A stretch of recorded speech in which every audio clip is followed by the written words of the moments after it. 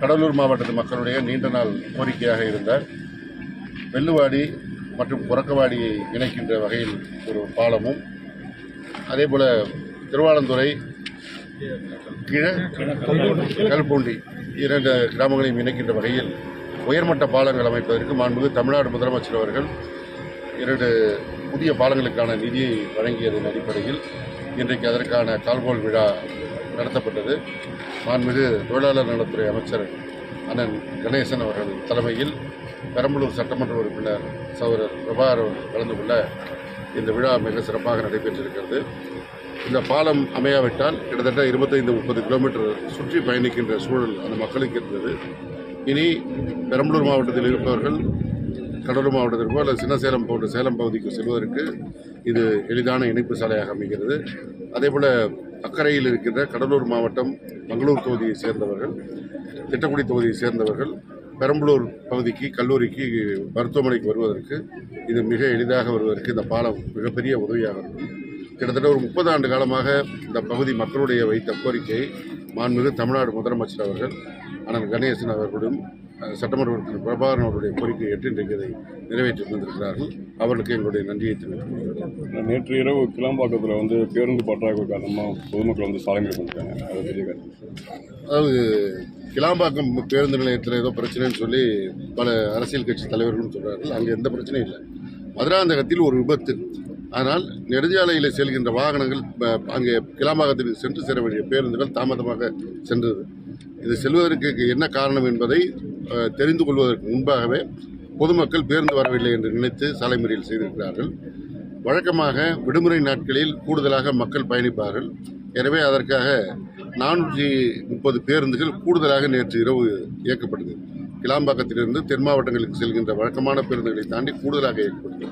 மிக குறிப்பாக திருச்சிக்கு 105 பேருந்துகள் நேர அட்டவணைப்படி இயக்க வேண்டும், ஷெட்யூல் படி. அதுவும் இயக்கப்பட்டது. நான் ஷெட்யூலாக 65 பேருந்துகள் இயக்கப்பட்டது. கூடுதலாகத்தான் பேருந்து இயக்கப்பட்டது. எனவே பேருந்து பற்றாக்குறை என்ற பிரச்சனை இல்லை. மதுராந்தகத்தில் விபத்து ஏற்பட்ட காரணத்தினால் திருச்சியிலிருந்து செல்கின்ற பேருந்துகளும் விழுப்புரத்திலிருந்து செல்கின்ற பேருந்துகளும் அங்கே சென்று சேர்வதற்கு தாமதமானதை உணராததனால் பொதுமக்கள் சாலை மறியலுக்கு வந்துவிட்டார்கள். அதற்குள்ளாக இது ஏதோ கிளாம்பாக்கம் பேருந்து நிலையத்தில் பிரச்சனை என்று அடிப்படை விவரம் கூட தெரியாத ஒரு கட்சியினுடைய தலைவர் அறிக்கை விடுகிறார். அவருக்கு நான் அன்போடு சொல்லிக் கொள்வேன், ஒரு முறை கிளாம்பாக்கம் பேருந்து நிலையத்தை போய் நேராக பாருங்கள். மாண்புமிகு தமிழ்நாடு முதலமைச்சர் அவர்கள் அந்த பேருந்து நிலையத்தை எவ்வளவு சிறப்பாக அமைத்திருக்கிறார்கள் என்பதை உணர முடியும். தென் மாவட்டத்து மக்கள் இங்கிருந்து செல்கிறவர்கள் அந்த பேருந்து நிலையத்தை பயன்படுத்தியவர்கள் அத்தனை பேரும் மிக சிறப்பான முறையிலே செயல்பாடு இருக்கிறது, பயன்பாடு இருக்கிறது என்று சொல்லியிருக்கிறார்கள். எனவே கிளாம்பாக்கம் பேருந்து நிலையத்திற்கும் நேற்று நடந்த சம்பவத்திற்கும் எந்த தொடர்பும் இல்லை. மதுராந்தகத்தில் ஏற்பட்ட விபத்தின் காரணமாக தான் அந்த தாமதம். இந்த ஒரு வாரமாக கிராமப்புற செல்கிற பேருந்துகள் படிக்கட்டு இல்லாமல் போகுது அப்படிங்கிற மாதிரி அது திருநெல்வேலி மாவட்டத்தில் ஒரு பேருந்தில் ஏற்படுது. அதுவும் என்ன காரணம்னா, அந்த பேருந்து வழித்தடத்தில் கல்லூரி மாணவர்கள், பள்ளி மாணவர்கள் கட்டணமில்லா பயணம், முத்தமிழர் கலைஞர் கொடுத்த அந்த ஃப்ரீ பாஸ்ங்கிற பயன்படுத்தி பயணம் செய்வார்கள். அந்த பேருந்து பழுது என்கின்ற காரணத்தினால் மொபசல் பஸ்ஸை அந்த ரூட்டில் இயக்குறாங்க. டவுன் பஸ் போகிற ரூட்டில் மொபசல் பஸ் போன காரணத்தினால் அந்த படிக்கட்டுகள் ஒரு வேகத்தடையில் ஏறி இறங்கும் போது இடித்து அந்த படிக்கட்டு உடைஞ்சிருச்சு. மாணவர்கள் இன்னொரு 3-4 கிலோமீட்டரில் அவங்க பள்ளிக்கூடம் இருக்குது, அங்கேயே இறக்கி விட்டால் மாணவர்கள் போவது சிரமங்கிறனால அந்த பஸ்ஸில் இருந்த பயணிகளோடு பேருந்து அந்த பள்ளிக்கூடத்துக்கு அருகில் போய் நிறுத்தி அவங்களை இறக்கி விட்டுருக்காங்க. இதுதான் நடந்தது. அந்த 3-4 கிலோமீட்டர் போகிறதுக்குள்ளே அந்த ஒரு பஸ்ஸை ஒரு வீடியோ எடுத்து ஏதோ தமிழ்நாட்டில் இருக்க அத்தனை பேருந்துகளும் இது போல இருப்பது போல ஒரு தவறான செய்தியை அதிமுக சமூக வலைத்தளத்தில் பரப்பிக் கொண்டிருக்கிறார்கள். அந்த முன்னாள் முதலமைச்சர் எடப்பாடியும் இது குறித்து கருத்து சொல்கிறார். அவர் காலத்தில் பேருந்து அதிக எண்ணிக்கையில் வாங்காதனால தான் இன்றைக்கு இந்த பிரச்சனை.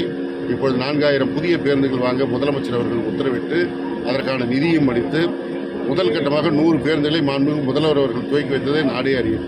அதற்கு அடுத்த கட்டமாக 300 பேருந்துகள் செயல்பாட்டிற்கு வந்துவிட்டது. படிப்படியாக பேருந்து கூடு கட்ட பழைய பேருந்துகளை மாற்றி புதிய பேருந்துகள் வந்து கொண்டிருக்கிறது. எதிர்காலத்தில் பிரச்சனைகள் முழுவதுமாக நீக்கப்படும்.